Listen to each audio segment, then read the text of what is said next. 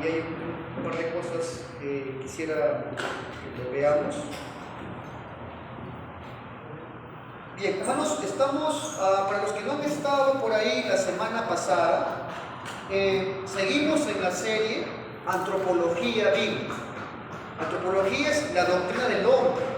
Hemos estudiado varios aspectos del hombre, ¿sí? Su naturaleza, su composición, qué es el hombre, qué es el alma, cuál es su relación con Dios.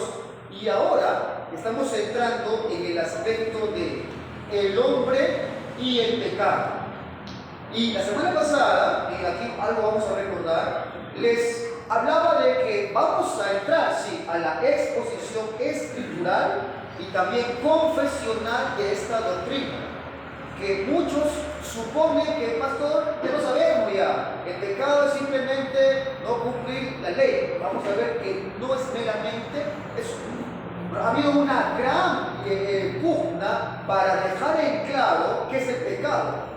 Note usted que usted podría estar llamándole pecado a lo que no es pecado, o siendo muy ligero en algo que sí es pecado, si usted no ha entendido bien esta doctrina. Entonces, estamos viendo el contexto histórico. ¿Por qué, pastor, es necesario ver esta parte histórica? Porque, como dije, va a contribuir en un mejor entendimiento de lo que está pasando ahora.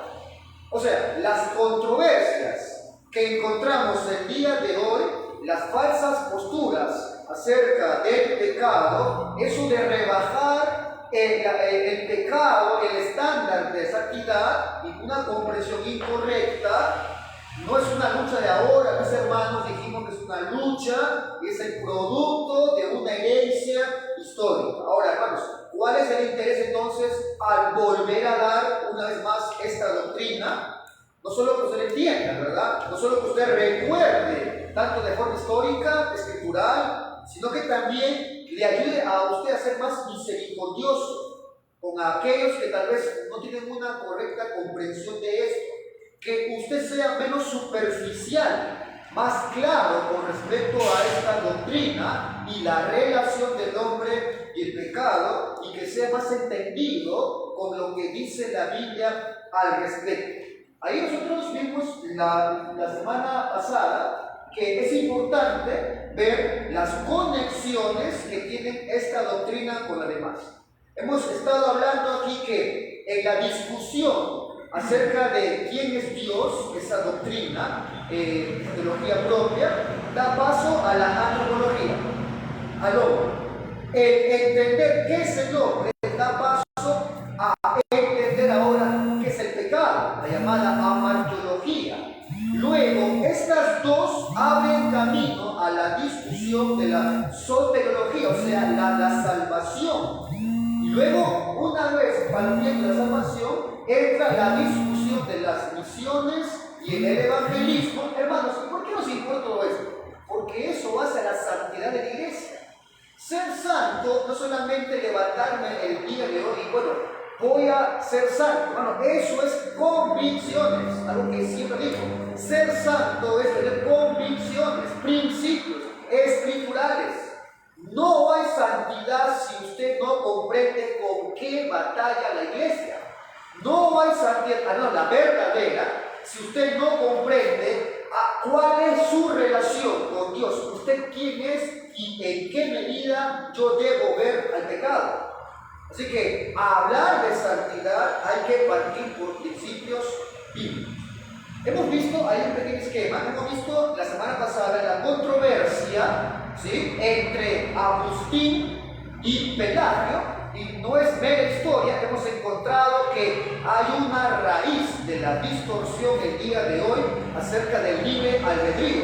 Es un semipelagianismo. Hoy día, si el tiempo nos ayuda, vamos a ver la controversia entre Calvino y Arminio y la controversia actual entre el evangelicalismo moderno y reformado. Y yo con esto quisiera que usted tenga entonces la idea histórica para luego así, a partir de la escritura, ver esta doctrina y van a ver que va a ser mucho más sencillo en la comprensión. vamos a dar un marco histórico al arminianismo y el calvinismo. Muchos de aquí ya conocen esto, porque ya lo he enseñado. Sin embargo, insisto, esto hay que repetirlo constantemente porque debe usted notar que la controversia actual no es cosa nueva. Es lo mismo, pero reciclado. O sea, lo que hoy se ha pervertido es la misma historia, la misma defensa, pero reciclado. Encontramos que la Reforma Protestante marcó un hito, ¿sí? Marcó un hito muy importante en aspectos diferentes en el mundo y comenzó esto por Europa, ¿verdad? Y se extendió hacia todo el mundo conocido. Cuando llega la Reforma, mis hermanos, se levantó un ánimo de independencia, un ánimo de libertad de la fe. Y es la fe y la escritura que toman un lugar importante en todo tipo de discusión, incluyendo incluso la política. Estos cambios, hermanos, que se viven en el siglo XVII, fueron en gran manera motivados por la religión y por la fe. Esto que acabo de narrar es el contexto de la discusión, de la controversia entre Arminio y Calvino. En los Países Bajos se estaban viendo cambios políticos muy importantes. La mayoría de pastores, la mayoría de ministros de iglesias habían abrazado el calvinismo, que no es otra cosa que la enseñanza bíblica que ya enseñaba Agustín cientos de años atrás y ahora es sistematizado por Calvino. Entonces, la enseñanza calvinista, hermanos, había recorrido Europa, dejando una gran cosecha de hombres que fueron convencidos de esta doctrina bíblica que es predicada. Y en medio de una armonía doctrina, o sea que se imagina que todas las iglesias de Europa estaban armonizadas en esta doctrina, que creían lo mismo, predicaban lo mismo. Y en medio de esta armonía doctrinal que vivían las iglesias, se levantó un grupo minoritario de iglesias que se oponían ahora a estas dogmas bíblicas llamadas calvinismo. Para que tengamos un mejor entendimiento de esto, hermano, es necesario mencionar la vida y el ministerio de Jacobo Arminio. ¿Quién era Jacobo Arminio? Nació en Holanda. Después de la muerte de su padre, al reconocerle a él habilidades académicas, el gobierno ayudó pagando sus estudios. Así que Jacobo Arminio se inscribe en la Universidad de Leiden, en la que él se distingue en las matemáticas, en la lógica, en la teología y en idiomas bíblicos. Después de graduarse, Arminio se fue a Ginebra a seguir con sus estudios. Ahora, el principal profesor en Ginebra, en ese lugar donde era muy famosa por su instrucción teológica, era Teodoro de Beza, era el sucesor de Calvino. Ahora, bueno, pocos tienen presente algo, que este teólogo, Arminio, fue un alumno muy destacado, fue un alumno brillante de la Reforma. O sea, su doctrina en principio fue reformada.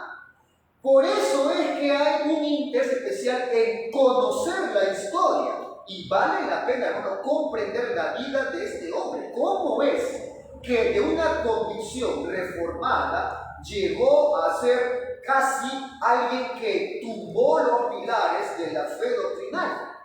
Luego, Jacobo Arminio regresa a Ámsterdam, recomendado por el mismo Teodoro de Beza. Llega a ser pastor en Ámsterdam, luego es profesor en la Universidad de Leiden hasta el día de su muerte. Ahora, hermanos, aunque en vida Jacobo Arminio no fue muy conocido, sí estuvo envuelto en muchas controversias, en grandes controversias en su tiempo. En su época de pastor en Ámsterdam, comenzó a correr el rumor de que él estaba empezando a separarse de la ortodoxia, que se estaba desviando de dos documentos históricos en la época, la Confesión Belga y el documento de Heidelberg. Eran dos documentos importantes cuando comenzó la reforma de las iglesias. a este hombre se le estaba acusando de que había empezado a pervertir la enseñanza histórica, sobre todo cuando expuso Romanos 7 y Romanos 9. Luego Arminio tuvo que defenderse ante los gobernadores y él insistía que aún se mantenía dentro de los límites de los credos de la iglesia. Es en 1608 donde los rumores, que ya eran cada vez más fuertes, obligaron a que Jacobo Arminio describa en un documento lo que él creía y lo que él también creía acerca del calvinismo. Esta declaración de sentimientos, que fue el nombre del documento, no llegó porque Arminio murió en ese año que se le pidió el documento. O sea que Jacobo Arminio no vio la controversia y el alcance de su declaración en la iglesia. Él murió en 1609. Ahora, a raíz de la muerte de Arminio, comienza el llamado arminianismo. Es abrazado por algunos ministros quienes en 1610 hicieron la llamada protesta pública, pidiendo a las autoridades que haya más tolerancia con las iglesias que no eran calvinistas. Este documento es la llamada la remonstrancia, la protesta, dada en 1610. La remonstrancia, la protesta, es un documento que estaba organizado en 5 puntos, los llamados 5 puntos del arminianismo. Ahora, en respuesta a estos 5 puntos de los arminianos, los pastores de la época, que eran en su gran mayoría ortodoxos, eran calvinistas, en el sínodo de Dort, en Dordrecht, presentan una respuesta en 1618 a 19 que también se expresa en 5 puntos. Se conoció luego como los 5 puntos del calvinismo. Era la respuesta a los 5 puntos del pensamiento arminiano. Ahora, no voy a poner todo, yo les mandé al grupo el canon de Dort, pero voy a tomar el artículo 3 y el artículo 4 de la defensa de los arminianos, porque ahí se desarrolla realmente lo que ellos creían y afirmaban del pecado y la depravación del hombre. El artículo 3, acerca de la depravación total de la humanidad, lo leo textual como está traducido. Dicen ellos: el hombre no posee gracia salvífica en sí mismo, y tampoco el poder de su libre voluntad, o sea, el albedrío. El hombre, dicen ellos, en estado de apostasía y pecado, no puede ni de sí mismo, ni por él mismo pensar, desear, ni hacer nada realmente bueno, como lo es en particular la salvífica, sino que es necesario que éste sea nacido de nuevo de Dios en Cristo a través del Santo Espíritu, y renovado en la comprensión, la inclinación o voluntad y en todos sus poderes, de manera que el hombre pueda correctamente ahora entender, pensar, desear y efectuar lo que es realmente bueno, conforme a la palabra de Cristo en Juan 5, separado de mí, nada podéis hacer. Pregunta, hermanos, ¿esto no es exactamente igual a lo que creemos? Sí, ¿verdad? Es exactamente lo mismo. Nosotros creemos que el hombre no tiene libre albedrío. El hombre no puede salvarse a sí mismo. El hombre requiere la intervención de Dios. Ay, dirá, ¿por qué protestaba esta gente? Ahora miren el artículo 4 acerca de la gracia. Acá dice que esta gracia de Dios es el comienzo, la continuación y el cumplimiento de todo lo bueno, incluso en la medida que por sí mismo el hombre regenerado, sin la precedencia o la asistencia, el despertamiento, seguimiento y cooperación de la gracia, no puede pensar, desear, ni hacer el bien, ni resistir cualquier dardo del mal. De modo que todas las buenas acciones o movimientos que pueden ser concebidos deben ser atribuidos a la gracia de Dios en Cristo. Hasta aquí decimos amén, Señor. Ya que llega el sin embargo. Dice luego, sin embargo, en respecto al modo de operación de esta gracia, dice acá, esta es irresistible, puesto que ha sido escrito concerniente a muchos que estos han resistido al Espíritu Santo, como dice en Hechos 7 y en otros muchos lugares.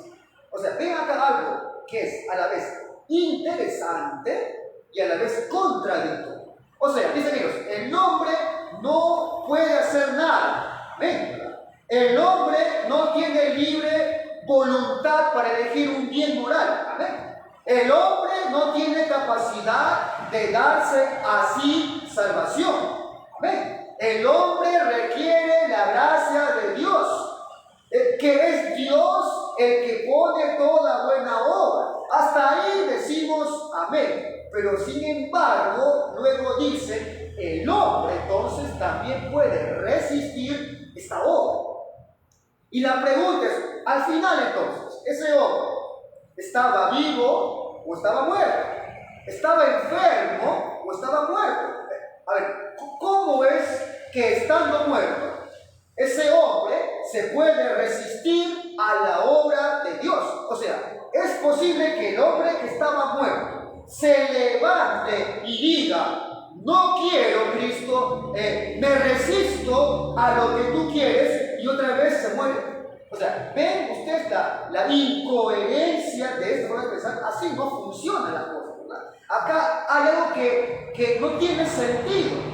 Si está muerto el hombre y depende de Dios, y Dios hace la obra, ¿cómo el hombre se puede resistir a eso si él está muerto? Ahora, hermanos, como dije la pasada, aunque los arminianos no defienden el libre albedrío, ellos no creen en el libre albedrío, como hoy se piensa, tú le preguntas a un histórico arminiano que ha estudiado su confesión, que estudia, porque vaya gente que ni sabe qué es, pero que ha estudiado lo que dice él pensar, ellos no creen en el libre albedrío, pero al mismo tiempo es inconsistente con la obra del Espíritu Santo. Aunque no cree en el libre albedrío, cree que se puede resistir al Santo Espíritu. Ellos usan, por ejemplo, Hechos 7, como que no, ustedes creo que ya lo conocen en el pasaje, Esteban, ¿no? A punto de ser apedreado, Esteban ahí, a punto de ser asesinado. ¿Qué es lo que dice Esteban antes de morir, no? Lo mira a los judíos, estaba a punto de apedrearlo, y le dice, duros de cerviz e incircuncisos de corazón y de oídos, vosotros resistís siempre al Espíritu Santo, como vuestros padres, así también ustedes. O sea, ahí está, dice, se puede resistir al Santo Espíritu. Y de paso, hermanos, ¿cómo respondemos a este argumento? Hay un llamado del Señor que es un llamado externo, y hay un llamado del Señor que es un llamado interno. El llamado externo es el que puede ser rechazado por los hombres. Cuando, por ejemplo, predico el Evangelio a 100 personas y nadie quiere creer, están resistiendo al Santo Espíritu de Dios. Pero eso es algo externo. Cuando encontramos, por ejemplo, en la comisión de ir por todo el mundo, predicar el Evangelio a toda criatura, y luego dice, el que creyere y fuere bautizado será salvo, mas el que no creyere será, que dice, condenado. O sea que van a haber dos personas, algunos que crean, ¿sí?, que se entregan, otros que se resisten y que no creerán. Es un llamado externo. Pero cuando el Santo Espíritu de Dios hace la obra interna, hace el llamado interno, recuerden que ser cristiano es ser un llamado. Esa obra ya no es externa, es una obra interna que esa no podemos resistir. El Señor, cuando transforma tu corazón a ese llamado, nadie, hermano, puede huir. A ese llamado nadie puede resistirse. El Espíritu Santo, hermanos, no depende en ninguna manera de la ayuda o de la cooperación del pecador para que tenga éxito en su tarea de traerlo a Cristo. Es por esto, hermanos, que llamamos a este llamado interno del Santo Espíritu un llamado eficaz, un llamado irresistible. Juan 10, como he leído al principio, versículo 27, noten con cuidado qué es lo que dice el evangelista. Dice Juan 10, versículo 27, mis ovejas oyen mi voz. Y no dice, si quieren me resiste o si quieren me siguen. ¿Qué dice? Y me siguen. Oyen mi voz y si quieren me siguen o si quieren no. Dice, y me siguen. Juan 6, versículo 24 dice, nadie puede venir a mí si no lo trae el Padre que me dio. Hermanos, nadie estando muerto puede resistirse al ser resucitado por Dios. Ahora, en el artículo 1 del remostrarse, o sea, de la protesta de los arminianos, ahí habla de la elección, del sentido de la elección de Dios. Ahora, hermanos, aunque en ese documento sus expresiones están envueltas en términos escriturales, su comprensión de esta doctrina es siguiente: que Dios no elige hombres específicos. Dios no elige de forma específica, sino cualificaciones que aquel que las cumple se va a convertir en un elegido. O sea, Él elige a los que creen. O sea, si tú crees, te das cuenta que es elegido. Esa es la idea. Si tú creíste, me di cuenta que como creí, yo soy un elegido. Es como que Dios está a la espera de la respuesta del hombre, ¿sí? Para luego entonces obrar. ¿De acuerdo? Si ese es el sentido del Evangelio, es como que Dios está esperando que el hombre quiera. Está esperando que el hombre quiera creer. Espera la respuesta del hombre para luego recién Dios poder obrar. O sea, hermanos, en esta forma de pensar, Dios no escoge, Dios es escogido. Los hombres son los que escogen desde el punto de vista arminiano. Ahora, en el artículo 2 se presenta ahí la contraparte de la redención particular que enseñan los calvinistas. Ellos afirman que Cristo murió por todos y cada uno de los hombres. Pero hermanos, para nuestro estudio nos importa el artículo 3 y 4 porque ahí se habla del pecado. Entonces, en el 3 hablan del pecado, que coincidimos. Pero en el 4, después de haber negado el libre albedrío, los remonstrantes dicen que la gracia se puede resistir. Y esto, hermanos, constituye una inconsistencia grandísima. ¿En dónde entonces radica el poder de un hombre que está muerto, que está incapacitado, que requiere gracia para poder resistirlo?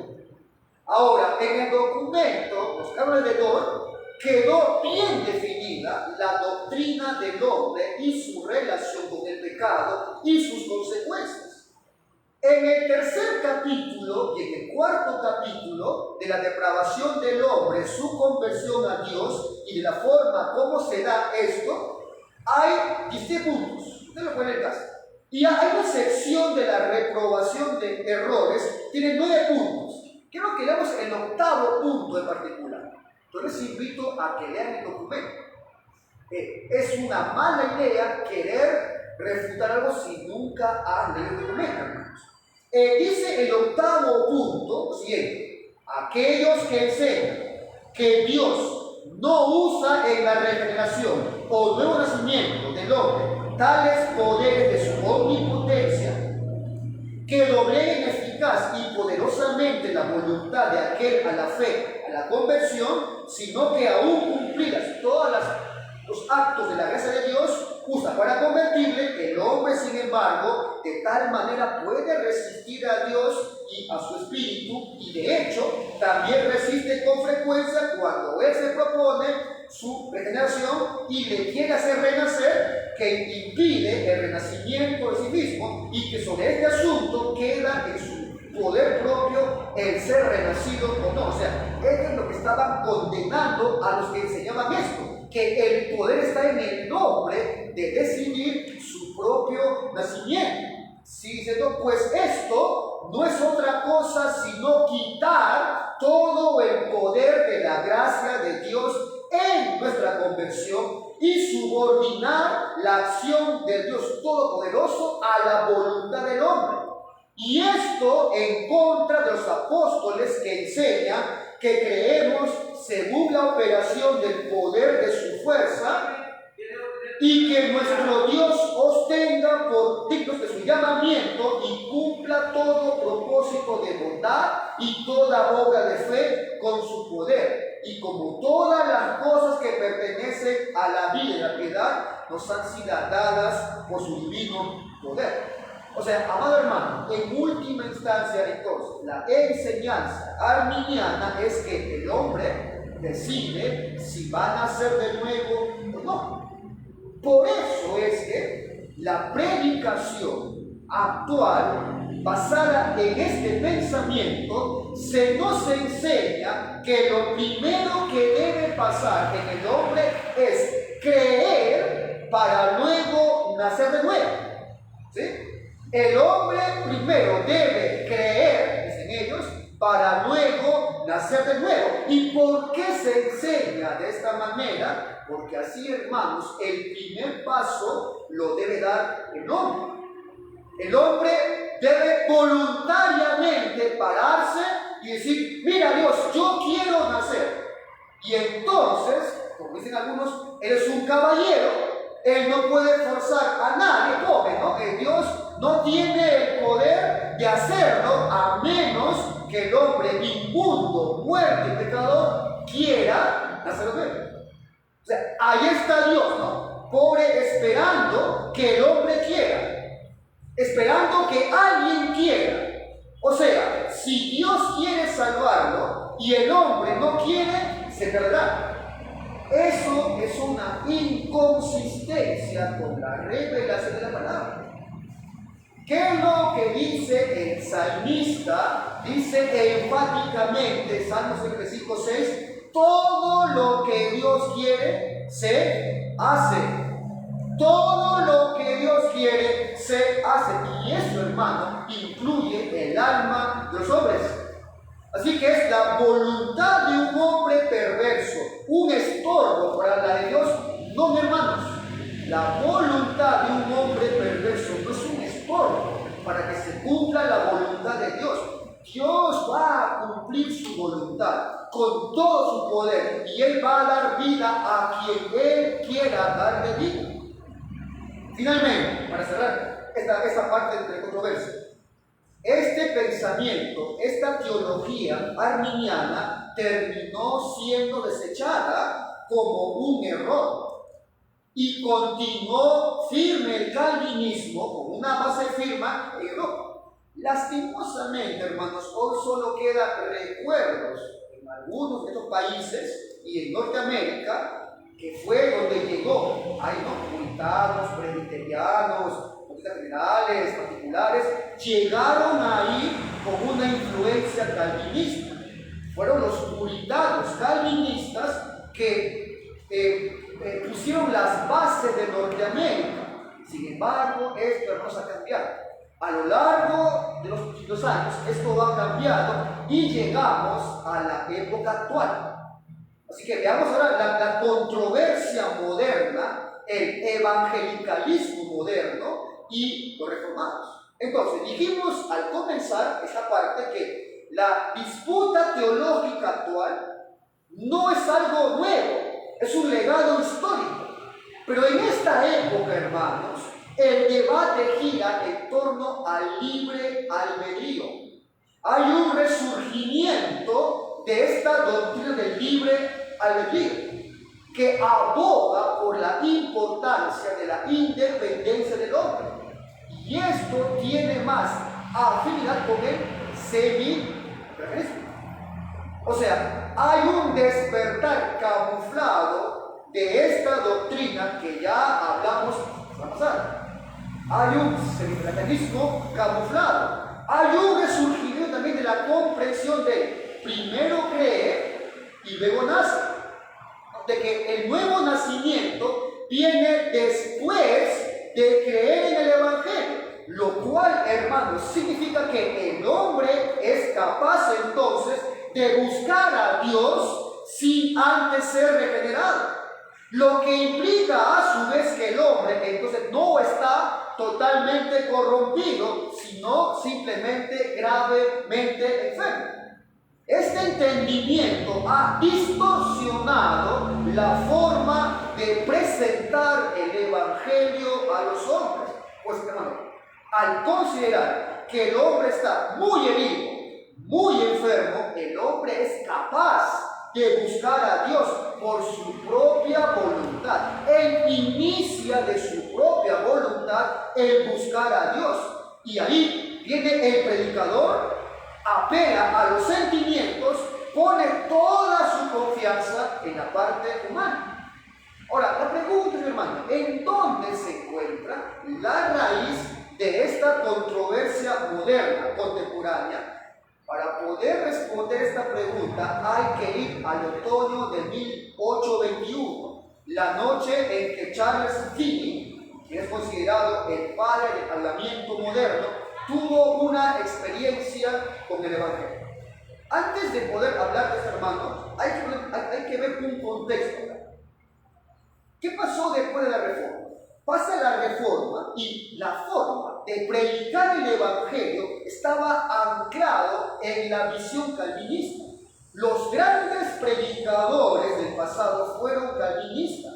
Tenían una perspectiva bíblica de quién era el hombre, de su condición y del pecado.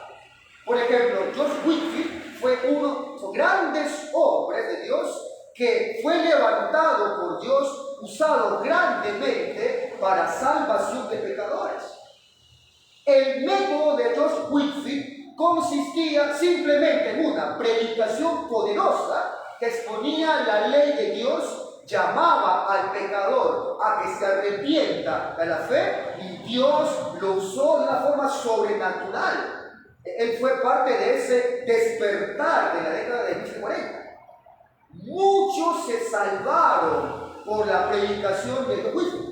Años después de la muerte de Whitefield nace Charles Finney, el que también es llamado el padre del pragmatismo evangélico. Ahora, quiero que ustedes pongan atención en esta influencia de este hombre. Este hombre creció en un mundo post-eclesiástico de la Reforma. Ante los ojos de Finney, la predicación doctrinal que este hombre escuchaba en su iglesia, él le llamaba sequía espiritual. O sea, él no le gustaba la doctrina, le había algo seco, algo pobre. En específico, él resistía con toda su fuerza a la depravación, o sea, la del pecado y la soberanía de Dios. Para Finney era incompatible con el evangelismo. En su autobiografía, Finney hizo lo siguiente. Dice, en todas partes he encontrado que lo que enseña el calvinismo ha sido una gran piedra de tropiezo, tanto para la iglesia como para el mundo. Él se preguntaba, ¿una incapacidad total para aceptar a Cristo? Se preguntaba, ¿condenación a muerte eterna por el pecado de Adán? Y tantos dogmas similares que son el producto, decía él, de esa escuela peculiar, calvinismo, que ha sido piedra de tropiezo para los creyentes y para los pecadores. Nota que él está citando doctrinas históricas que no profundizó probablemente y le llama la ruina de los pecadores y tropiezo para la iglesia. Ahora, como resultado de esta reacción a lo que era esa ortodoxia seca muerta, Finney desarrolló diferentes prácticas que han moldeado la iglesia evangélica actualmente. Tres cosas que usted se va a decir, sí, pastor. Predicación que apelaba a sentimientos. Prácticas como llamados al altar para confirmar si se arrepintió o no algo. Y métodos que validen la aceptación al evangelio del pecador. Finney negó el pecado de Adán, negó el pecado original. Él se negaba como Pelagio a aceptar que a causa del pecado de Adán todos nacen corruptos. Él creía que el hombre guardaba una cierta capacidad natural de escoger lo que demandaba Dios. O sea, él creía en el libre albedrío. ¿Cuáles fueron los más graves errores de Finney? Muchos, pero en la parte superior de la lista está su rechazo a la justificación por la fe. Finney negó que el hombre es justificado por Dios por Cristo. Él enseñaba más bien que los pecadores deben reformar de sí sus propios corazones a fin de ser aceptados por Dios. O sea, él hablaba de una autorreforma. El hombre debe reformar su corazón para que sea aceptado por él. Era un fuerte eco del pelagianismo. Su doctrina de la regeneración se alejó de la fe histórica. Él dice lo siguiente: la conversión no incluye ninguna agencia ni ninguna actuación divina. O sea que Dios no estaba involucrado en esto, sino que consistía, o sea, la conversión consistía únicamente en la respuesta del pecador sin la intervención de Dios. Él luego hace una teología sistemática y se ve ahí esta condición. Él escribe lo siguiente: ni Dios ni ningún otro ser puede regenerarlo a un hombre si él no se vuelve, si él no cambia, si él no le elige. Es imposible que sea cambiado. Bueno, he tomado partes de sus libros para que vean ustedes el error de este hombre. Finney no solamente abandonó la doctrina de la justificación, y eso lo hace un rebelde a la fe evangélica, también repudió el pecado original, repudió la propiciación de Cristo, repudió varias doctrinas históricas que defendió la iglesia. Por consiguiente, Finney fue el que unió arminianismo, pelagianismo e hizo un condensado que hoy le encanta a muchos vivir en él. Él no es solamente un enemigo de la fe evangélica, es un enemigo de la fe histórica en el más sentido amplio de la palabra. Escuchen con atención lo que dice este hombre. En vez de mirar la salvación como una obra que empieza y termina en Dios, dice él, la parte de Dios solo estaba limitada a que Dios envió a Cristo para hacer posible la salvación a los que creen. Y es el trabajo específico del hombre únicamente el tener que responder a la oferta del Evangelio. O sea, Cristo murió por todo, solo falta que alguien quiera aceptar eso. ¿Eso qué es? ¿Eso qué es? Arminianismo. Ahora, su lógica con respecto al pecado y el hombre es la siguiente: si el pecado de Adán no afectó completamente al hombre, sino que lo dejó, ¿no?, muy enfermo, muy afectado, muy herido, aún él entonces puede buscar algún bien espiritual. Y el hombre entonces puede escuchar, piensa él, la oferta del Evangelio, aceptarlo o no, según lo que él desee en su persona. Pregunta, hermano, si esto es verdad, hay que responder preguntas.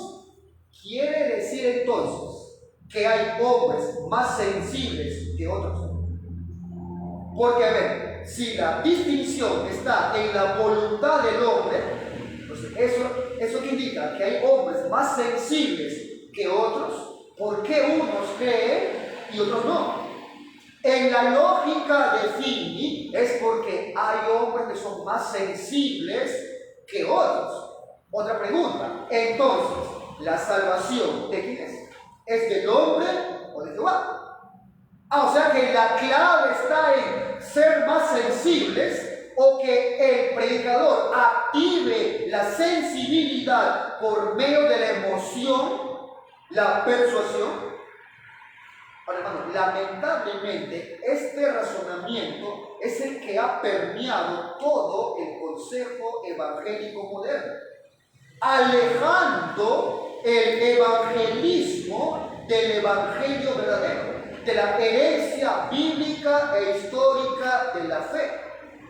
Finney es el padre del idile crecimiento. A él se le atribuye las caídas en las iglesias. A él se le atribuye el bautismo del Santo Espíritu. A él se le atribuye el fluir espiritual, los nuevos métodos para salvación del pecador.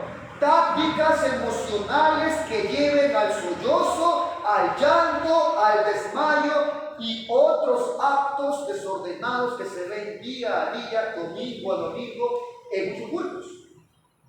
Amado hermano, note entonces que estamos hablando no simplemente de algo que lo hago sin saber. Acá hay un tema de doctrina. La iglesia, hermano, la histórica, ha defendido siempre que la salvación le pertenece de principio a final a Dios. Lo cual, hermano, significa que no solamente la parte de Dios se limitó en enviar a Cristo. No, Él planificó la salvación. Dios eligió, Dios envió a su Hijo para que salve al pecador, aquel que Él escogió desde antes de la fundación del mundo. Dios llamó eficazmente, Dios aplicó la salvación. Fue todo de Dios, para que en el tiempo de Dios aquel hombre reciba el beneficio del mérito de Cristo. Así que Dios no solo envió a su Hijo, Él resucita a pecadores incapaces, inhabilitados, muertos, que no podían obedecer al Evangelio, y les da ahora vida para que voluntariamente puedan ir a Cristo. La salvación empieza y termina en Dios. Por eso, hermano, que la iglesia ha dicho siempre a través de los siglos, a Él sea la gloria. Que no hay nada que el hombre pueda añadirle a su salvación. No hay nada que el hombre pudo haber hecho si primero Dios no le dio. Pastor, pero yo creí, la fe es un don de Dios, hermano. Pastor, yo me arrepentí, viene junto con la fe, así que es un regalo, es un don de Dios.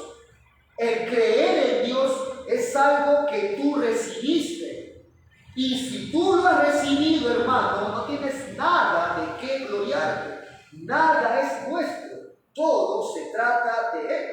Ahora, yo quiero aquí dar una advertencia, en especial a los jóvenes calvinistas que recurrentemente caen en un mal énfasis. Mucho de lo que acabo de decir es muy cierto acerca de, pastor, yo creí. ¿Sí? ¿Tú creíste? Pastor, yo tuve fe, es verdad. Eso dice la Biblia.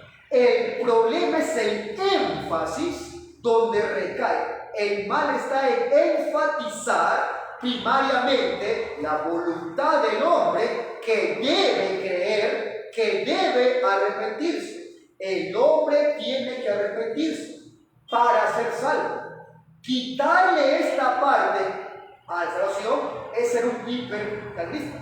Es una herejía también eso. El hombre tiene que arrepentirse para que sea salvo. El hombre tiene que creer. Eso es lo que la Biblia enseña. Lo que estamos diciendo es acá es indicando la relación entre eso con la libertad que el hombre tiene. El hombre puede creer de sí mismo, el hombre se puede arrepentir de sí mismo, allí está el problema. Ahora, a esta pregunta, Finney y otros hombres actualmente dirían, sí, el hombre puede creer de sí mismo. Algunos dirán, sí, pastor, el hombre sí puede. Algunos piensan así, mira, así como delante. Pero pastor, si Dios ordenó que se arrepienta, es porque el hombre puede hacerlo. Así que es por la voluntad del hombre. Hermano, ya hemos explicado cuál fue la defensa de Agustín. Sí, hermano, hay una voluntad del hombre, pero es en un sentido secundario. El hombre no es capaz de hacerlo. ¿Por qué? Porque está muerto. Así que miren ustedes, el evangelio de hoy es algo así, ¿no? Mire el evangelio, dicen algunos, como si uno estuviera enfermo. El mundo es un hospital. Tú estás postrado ahí, desdichado, estás a punto de morir. Pero en el último momento, en el último suspiro, alguien dice, tómate este remedio, el evangelio. Toma y tú, no, con mano temblorosa, recibes ese remedio. Todo moribundo lo recibes, tómalo, te vas a curar y habrá vida plena. Ese es el concepto de fin y de muchos el día de hoy. Entonces, ¿qué se necesita para extender el evangelio si lo veo así?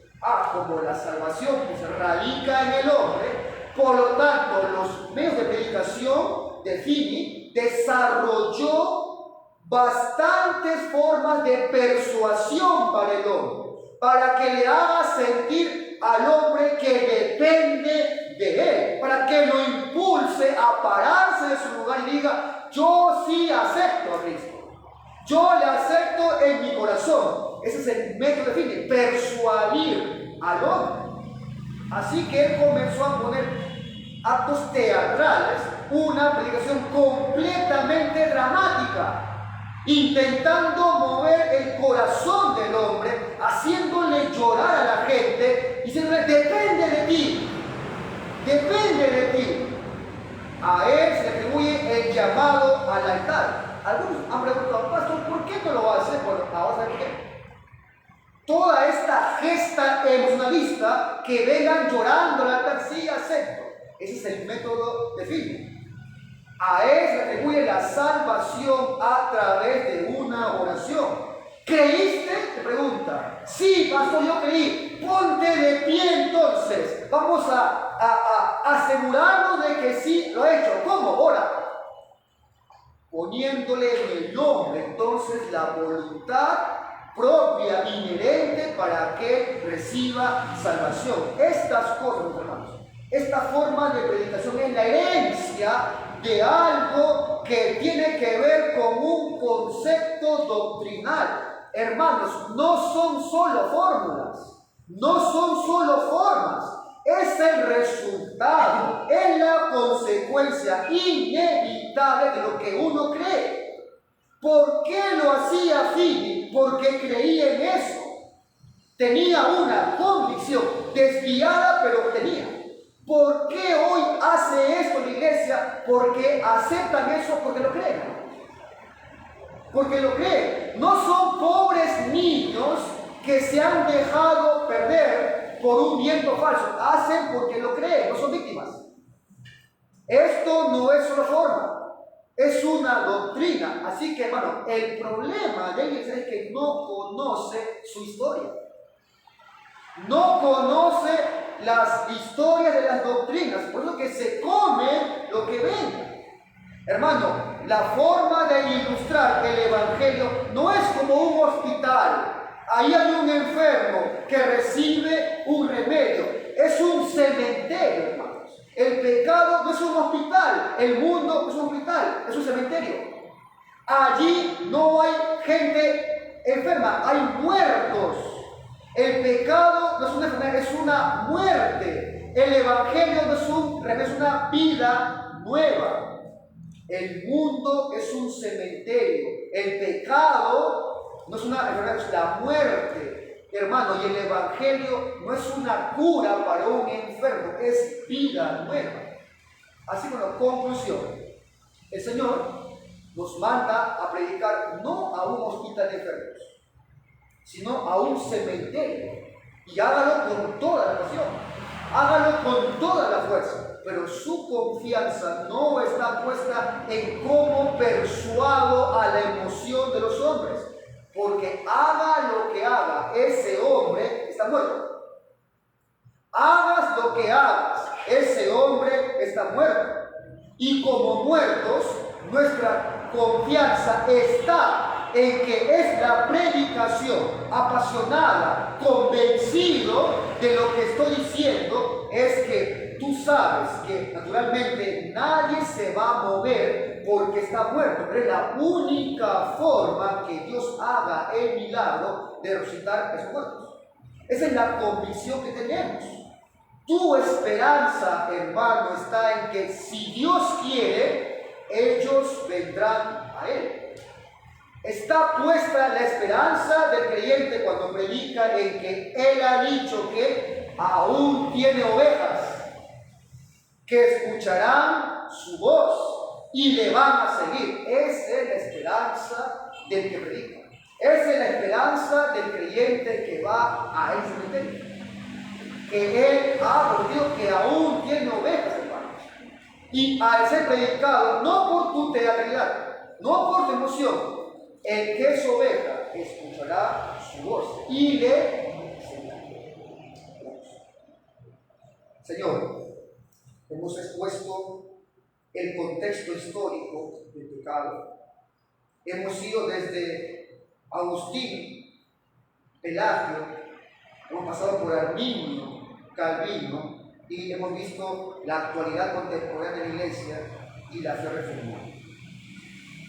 Como dijimos, no hay nada nuevo, ni la verdad, ni tampoco el error. Lo que vemos actualmente, Dios, y lo decimos con mucho dolor, es simplemente lo que ha venido pasando a lo largo de la historia. Un desapego a la comprensión histórica de las doctrinas. La Iglesia desconoce su historia, desconoce sus doctrinas. Es terrible a lo que ha llegado actualmente. Es terrible y a pesar de eso, tú has salvado a muchos, a pesar de ello. Pero es terrible el error en el que están hoy muchos participando, enceguecidos, no como víctimas, porque esto brota de lo que creen. Estos hombres hicieron lo que hicieron porque lo creían. La iglesia que erra en el blanco lo hace porque cree en eso. Concede, por favor, Señor, a la iglesia verdadera, concede sabiduría. Señor, quita el velo de los ojos de muchos al respecto. Señor, quítale el velo para que puedan predicar un evangelio consistente y bíblico, para que esté su fe, esperanza, anclada en tu promesa, no en su capacidad de resucitar. Señor, y permite, por favor, a mis hermanos, luego de contemplar la historia, puedan ver en la Escritura con mayor pasión y con mucha misericordia lo que es el pecado y cuál es la relación con el hombre. Te lo pido esto, por favor, en el nombre